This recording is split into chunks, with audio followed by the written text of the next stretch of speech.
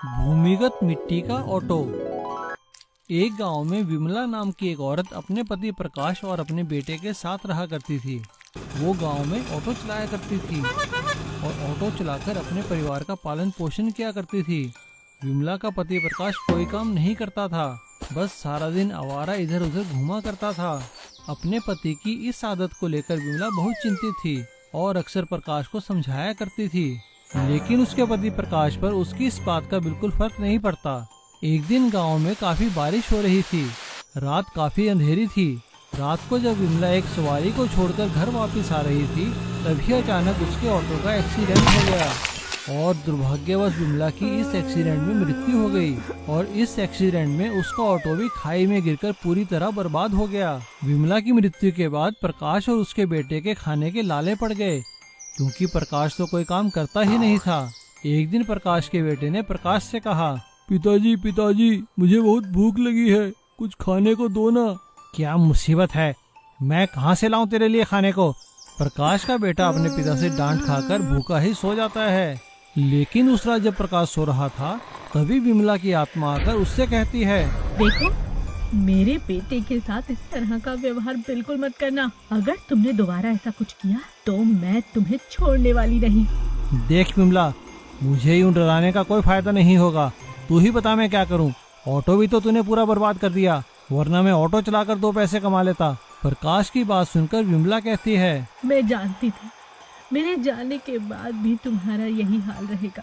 अभी आंगन में जाओ, वहाँ खुदाई करो, वहाँ तुम्हें एक ऑटो दिखाई देगा। है तो वो मिट्टी का, मगर दिन में तुम्हारे लिए एकदम असली ऑटो की तरह काम करेगा। मगर याद रखना, शाम होते ही उसे वहीं लाकर रख देना और वो दोबारा मिट्टी हो जाएगा। मेरी बात का हमेशा ख्याल रखना। इस तरह मेहनत करोगे तो घर फिर से ठीक चलेगा। और ऐसा कहकर विमला की आत्मा वहाँ से गायब हो जाती है। प्रकाश सुबह उठते ही जहाँ विमला ने बताया था वहाँ खुदाई करता है और उसे वाकई में वहाँ एक मिट्टी का ऑटो मिलता है। प्रकाश जैसे ही उस मिट्टी के ऑटो को बाहर निकालता है, वो एक असली ऑटो में तब्दील हो जाता है। ये देखकर प्रकाश बहुत खुश होता है। पूरा दिन ऑटो चलाने के बाद प्रकाश की काफी अच्छी कमाई हो जाती है। आते हुए अपने बेटे के लिए, जैसा उसने विमला से वादा किया था, खाने के लिए अच्छी अच्छी चीजें लेकर आता है और अंधेरा होने से पहले ही उस ऑटो को वापस मिट्टी में दबा देता है और अगले दिन सुबह फिर से ऑटो को निकाल लेता है। अब प्रकाश का ऑटो का काम सही चल रहा था और एक दिन जब गांव में मेला था, तो अधिक पैसे कमाने के लिए वो अंधेरा होने के बाद भी ऑटो चलाने लगता है। और अंधेरा होने के बाद जैसे ही वो सवारी छोड़कर वापस आ रहा था, ऑटो एकदम से मिट्टी के ऑटो में तब्दील हो जाता है और टूटकर सड़क पर बिखर जाता है। तब उसे अपनी पत्नी विमला की बात याद आती है और अपनी गलती पर पछतावा होता है। प्रकाश को सबक मिल चुका था और उसे अपनी गलती का एहसास हो गया था।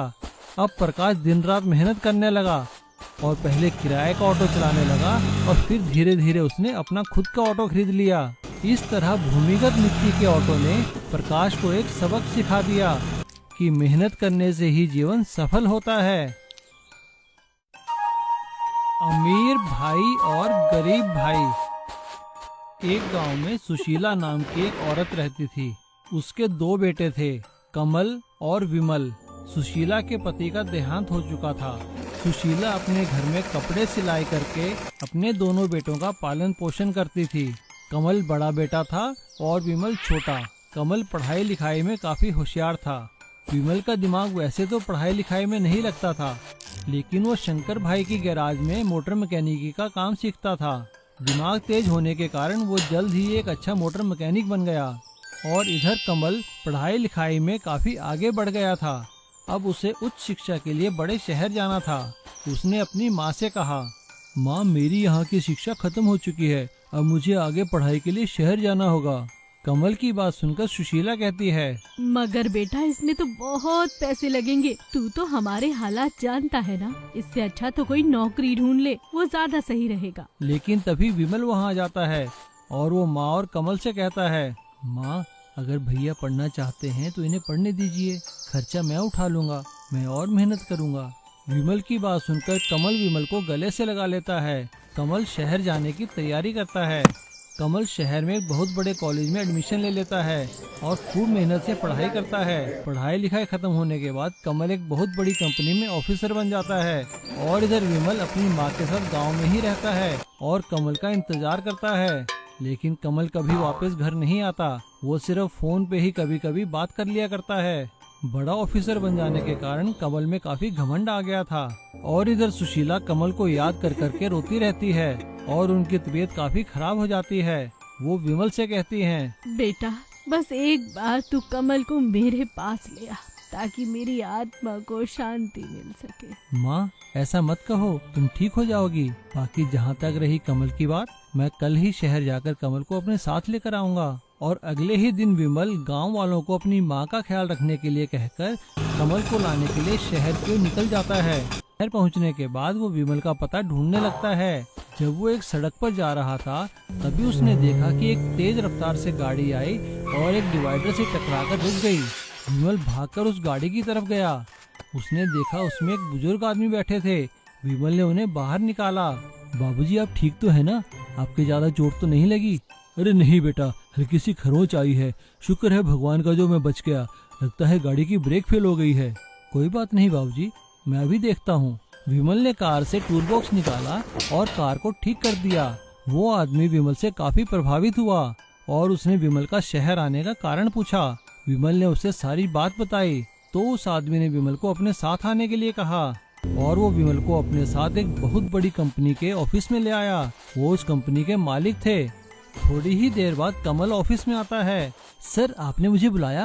अरे भाई तुमने हमें बताया ही नहीं कि तुम्हारी माँ और तुम्हारा छोटा भाई भी है। विमल ये सुनकर हैरान रह जाता है और कमल विमल को देखकर चौंक जाता है। अरे नहीं बाबूजी, कमल भैया तो हमें बहुत बुलाते हैं शहर, वो तो माँ ही नहीं आना चाहती।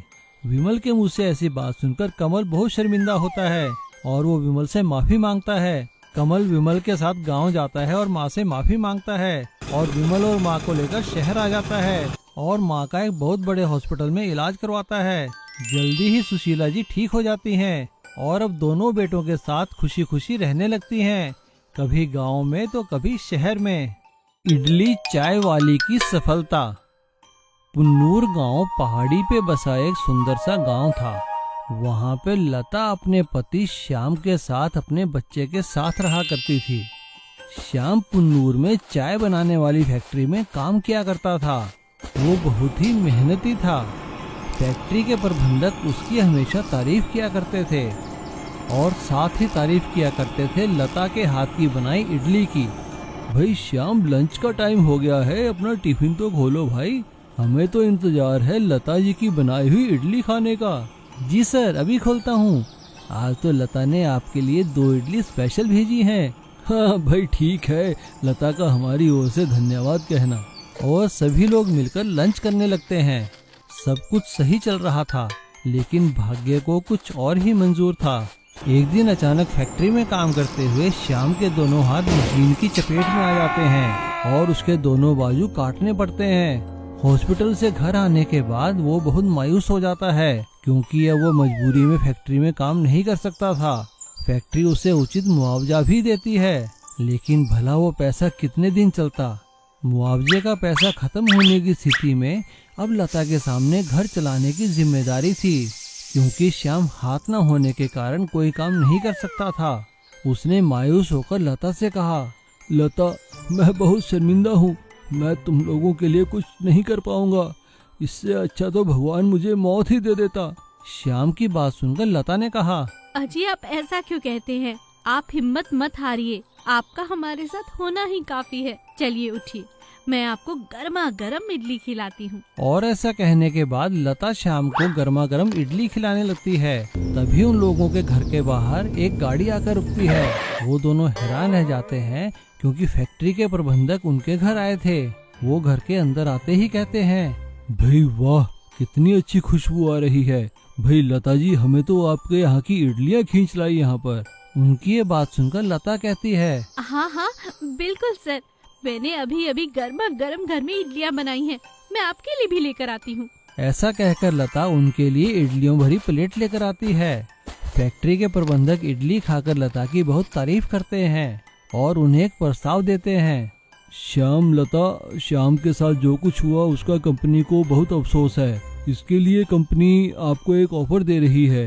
कंपनी चाहती है कि फैक्ट्री की कैंटीन लता जी चलाएं और अपने हाथों का बना स्वादिष्ट और पौष्टिक खाना सारे मजदूरों को खिलाएं। और हाँ श्याम, तुम वहाँ बैठे बैठे काम की निगरानी भी कर सकते हो। इसके लिए कंपनी तुम्हें अलग से पैसा देगी। फैक्ट्री के प्रबंधक की बात सुनकर दोनों खुश हो जाते हैं और फैक्ट्री की कैंटीन में काम करने के लिए हामी भर देते हैं। अब फैक्ट्री की कैंटीन में लता इडली के साथ साथ स्वादिष्ट चाय बनाकर भी बेचने लगती है और श्याम वहाँ बैठा बैठा सारे कैंटीन के हिसाब किताब की देखभाल करता है और लता को सभी इडली और चाय वाली लता जी के नाम से जानने लगते हैं और धीरे धीरे उन्हें आसपास की फैक्ट्री की कैंटीनों में भी काम मिल जाता है और वो अब एक सफल गृहिणी ही नहीं बल्कि एक सफल बिजनेस वुमन बन चुकी थी।